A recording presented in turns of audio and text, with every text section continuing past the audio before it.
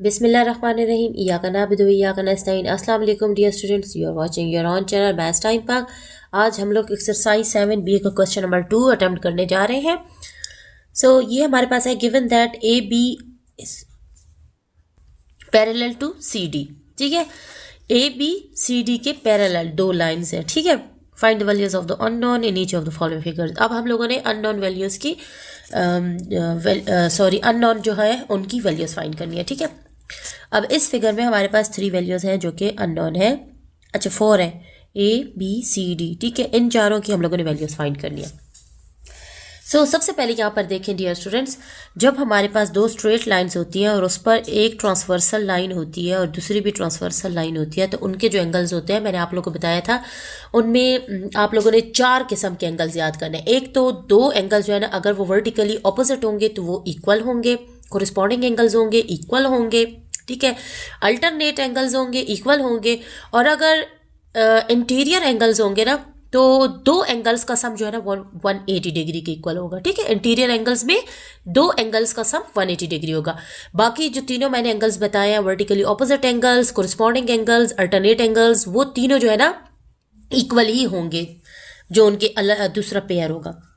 अब सबसे पहले हम लोगों ने ए की वैल्यू फाइंड करनी है। ठीक है, अब यहाँ पर देखें, ये जो 117 डिग्री बनाया हुआ है, ठीक है, ये और ये जो ए की वैल्यू हमने फाइंड करनी है, ये दोनों वर्टिकली ऑपोजिट एंगल्स हैं, तो ये दोनों क्या होंगे, सेम होंगे, इक्वल होंगे। ये 117 है तो इसका वर्टिकली ऑपोजिट एंगल भी 117 होगा। ठीक है, एक्सरसाइज 7A में हम लोग ये बात जो है ना याद कर चुके हैं कि वर्टिकली ऑपोजिट एंगल सेम होते हैं। यहाँ पर ये 117 है तो ए भी 117 होगा। यहाँ पर हम लोग ए की वैल्यू जो हम लोगों ने फाइंड की है वो लिख लेते हैं 117 डिग्री। ठीक है, और इसकी वजह भी बताएंगे, क्या है, वर्टिकली ऑपोजिट एंगल्स हैं। ठीक है, ये हम लोगों ने इसकी वजह बता दी है। अब हम लोगों ने बी को फाइंड करना है। बी हमारे पास ये रहा। ठीक है, डियर स्टूडेंट, यहाँ पर देखें, हमारे पास ये जो 117 डिग्री है ये और ये जो बी है, ये दोनों हमारे पास कोरिस्पॉन्डिंग एंगल्स हैं। ठीक है, जो वैल्यू 117 डिग्री यहाँ पर है तो मींस बी भी 117 डिग्री होगा। और वजह क्या बताएंगे, कोरिस्पॉन्डिंग एंगल्स। मैं आप लोग को पहले भी बता चुकी हूँ, कोरिस्पॉन्डिंग एंगल्स सेम एंगल्स को कहते हैं।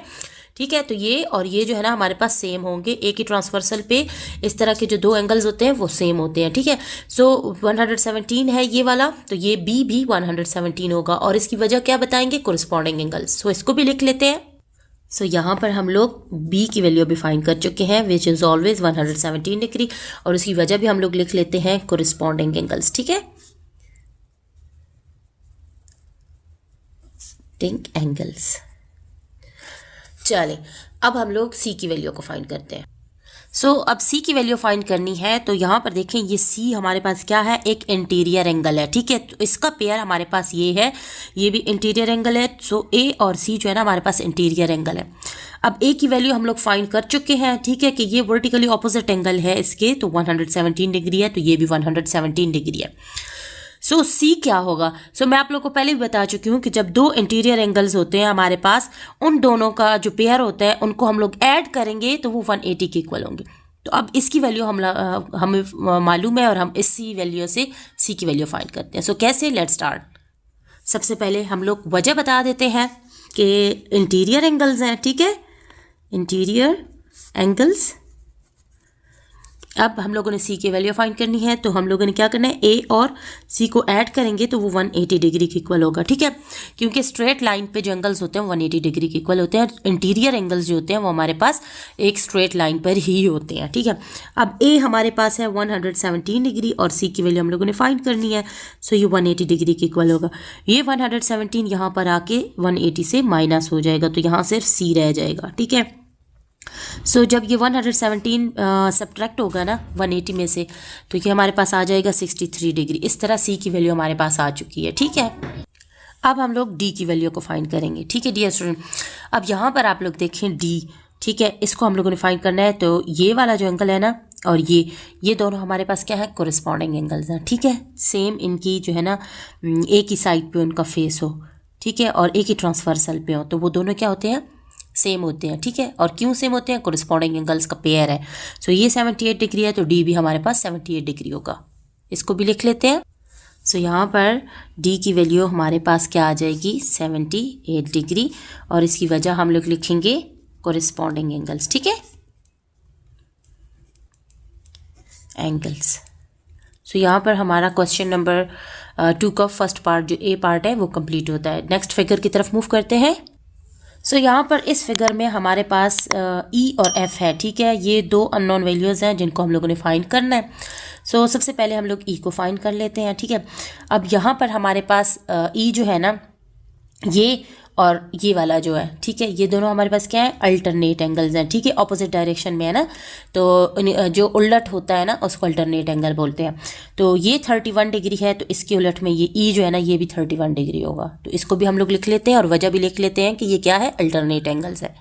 सो यहाँ पर बी पार्ट में हम लोग लिख लेंगे E is equal to 31 degree, और क्यों है, because it is alternate angle. ठीक है, अल्टरनेट एंगल्स। ठीक है, सो यहाँ पर हमारा ई आ चुके हैं। अब हम लोग एफ़ की वैल्यू फाइंड करते हैं। अब यहाँ पर एफ़ को देखा जाए डियर स्टूडेंट, तो ये वाला जो एंगल है ना, ये इस पूरे एंगल के अल्टरनेट एंगल है। ठीक है, इसका अल्टरनेट ये है। ठीक है, उलट है ना, अल्टरनेट तो उलट को ही बोलते हैं। तो ये इसका ऑपोजिट एंगल है, तो ये दोनों अल्टरनेट एंगल इक्वल होंगे। लेकिन यहाँ पर दो एंगल्स दिए गए हैं, हम इन दोनों एंगल्स को ऐड करेंगे तो हमारे पास एंगल एफ आ जाएगा, एफ की वैल्यू आ जाएगी। ठीक है, सो लेट्स स्टार्ट। यहाँ पर हम लोग लिखेंगे एफ इज इक्वल टू, ठीक है, और दोनों एंगल्स 35 प्लस 31। ठीक है, अब इन दोनों को हम लोग जब ऐड करेंगे तो हमारे पास 66 डिग्री आ जाएगा। सो एफ़ की वैल्यू पे हमारे पास 66 आ चुकी है, और इसकी वजह भी हम लोग लिख देते हैं कि ये भी क्या है, अल्टरनेट एंगल है। ठीक है, अल्टरनेट एंगल्स हैं, दोनों अल्टरनेट एंगल्स हैं। ठीक है, सो यहाँ पर बी पार्ट हमारा बहुत ही छोटा सा था। ई और एफ इसमें हम लोगों ने वैल्यूज़ फाइंड करनी थी। दोनों ई जो है ना 31 डिग्री होगा और एफ हमारे पास 66 डिग्री होगा। ठीक है, सी पार्ट की तरफ मूव करते हैं। Now dear student C part की तरफ मूव करते हैं। ठीक है, अब सी पार्ट में हमारे पास जी और एच अननोन वैल्यूज़ हैं, इसको हम लोगों ने फाइंड करना है। ठीक है, सबसे पहले जी को फाइंड करते हैं।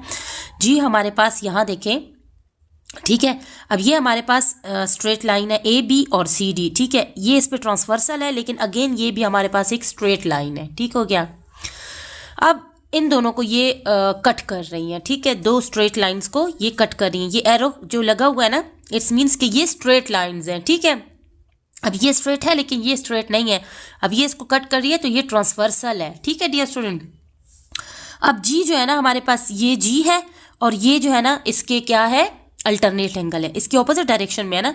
तो ये 83 डिग्री है, तो जी भी हमारे पास 83 डिग्री होगा। क्यों, क्योंकि ये अल्टरनेट एंगल्स हैं। इसको भी लिख लेते हैं। सो यहाँ पर हम लोग लिखेंगे जी इज इक्वल टू 83 डिग्री, और इसकी वजह भी हम लोग लिख लेंगे अल्टरनेट एंगल्स। ठीक हो गया, ताकि पता चले कि भाई ये क्यों इसके इक्वल है। ठीक है, अब हम लोग एच की वैल्यू फाइंड करें। अब यहाँ देखें एच को, ठीक है, तो ये जो 69 डिग्री है और ये एच, ये दोनों आपस में कोरिस्पॉन्डिंग एंगल्स हैं। ठीक है, सो कोरिस्पॉन्डिंग एंगल्स जो कि सेम ही होते हैं। ठीक है, तो ये सेम ही साइड पर भी हों और सेम ही साइज़ के हों, उनको कोरिस्पॉन्डिंग एंगल्स बोला जाता है। ठीक है, तो एक ही डायरेक्शन में है दोनों, तो ये 69 है तो एच भी 69 होगा। और वजह क्या लिखेंगे, कोरिस्पॉन्डिंग एंगल्स, इसको भी लिख लेते हैं। तो यहाँ पर हम लोग लिखेंगे H is equal to 69 degree और लिखेंगे कोरिस्पॉन्डिंग एंगल। ठीक है, बहुत इजीली हमारा ये पार्ट भी कंप्लीट हो गया। ठीक हो गया, अब डी पार्ट की तरफ मूव करते हैं। इसमें जी और एच की वैल्यू फाइंड करनी थी, दोनों कर लिए। अब यहाँ पर हमें आई और जे की वैल्यू फाइंड करनी है। ठीक है, सबसे पहले जे की वैल्यू फाइंड कर लेते हैं। यहाँ देखें ये जे है और ये जो 60 डिग्री है ये क्या है, अल्टरनेट एंगल्स हैं। तो ये 60 डिग्री है तो ये जे भी 60 डिग्री होगा, क्योंकि अल्टरनेट एंगल्स इक्वल होते हैं। ठीक है, तो यहाँ पर इसको लिख लेते हैं। हम लोग क्या लिखेंगे, जे इज इक्वल टू 60 डिग्री, और वजह भी लिख लेंगे अल्टरनेट एंगल्स। ठीक हो गया, अब हम लोग आई की वैल्यू फाइंड करते हैं। अब यहाँ पर आई को देखें डियर स्टूडेंट, आई हमारे पास क्या है, ये स्ट्रेट लाइन ए बी और सी डी है। ठीक है, तो ये वाला जो एंगल है ना, ये और ये हमारे पास इंटीरियर एंगल्स होंगे। ठीक है, सो इंटीरियर एंगल्स जब हमारे पास दो होते हैं तो उनका जब हम लोग सम करते हैं तो वो 180 डिग्री के इक्वल होता है। तो यहाँ पर इसको पूरे को ऐड करेंगे और इसको ऐड करेंगे और 180 के इक्वल करेंगे। ठीक है, सो इंटीरियर एंगल हमारे पास आई की वैल्यू आ जाएगी। Let's start. सो यहाँ पर आई की वैल्यू फाइंड करने के लिए सबसे पहले हम लोगों ने क्या लिखना है कि ये क्या थे, इंटीरियर एंगल्स थे, ठीक है। अब हम लोगों ने क्या करना है, I plus 75 degree plus 60 degree is equal to 180 degree, क्योंकि इंटीरियर एंगल्स जब हम लोग ऐड करते हैं तो 180 डिग्री के इक्वल होते हैं। अब 75 और 60 ऐड होके 135 डिग्री हो जाएगा, ठीक है, और ये 180 डिग्री। अब ये 135 यहाँ पर आ जाएगा और सब्ट्रैक्ट हो जाएगा, ठीक है। सो 180 डिग्री माइनस 135 डिग्री हो जाएगा। सो आई की वैल्यू बहुत ईजीली हमारे पास आ चुकी है, 180 में से 135 जाएगा तो हमारे पास 45 डिग्री आ जाएगा। सो इस तरह हमारा पार्ट डी भी कंप्लीट होता है और यहीं पर हमारा क्वेश्चन नंबर 2 फुल सॉल्व हो जाता है, ठीक है। सो डियर स्टूडेंट, हम लोगों ने चारों फिगर्स के जो अननोन वैल्यूज थी फाइंड कर ली हैं। और इसी के साथ मैं आप लोगों को बताती चलूँ, अगर आप लोगों को किसी को भी अच्छा साइंटिफिक कैलकुलेटर चाहिए तो आप लोग मेरा कोड यूज़ करके दराज से मंगवा सकते हैं। और अगर किसी को मैथमेटिकल ज्योमेट्री बॉक्स चाहिए, बहुत ही प्यारा सा क्यूटी सा, तो वो भी आप लोग मेरे कोड से दराज से ऑर्डर कर सकते हैं। सो नेक्स्ट वीडियो के लिए stay tuned, keep watching and अल्लाह हाफिज़।